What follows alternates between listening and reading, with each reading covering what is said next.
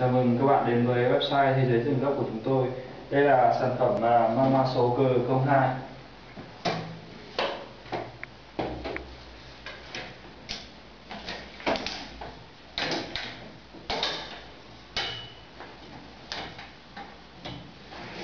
Toàn bộ chiều dài của giường là 1,68 m và chiều rộng là 60 cm.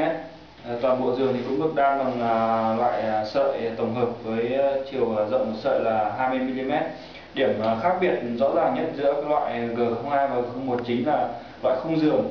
Khung giường thì ở loại 01 thì được làm bằng khung tròn, ở loại 02 thì được chế tạo bằng loại khung vuông.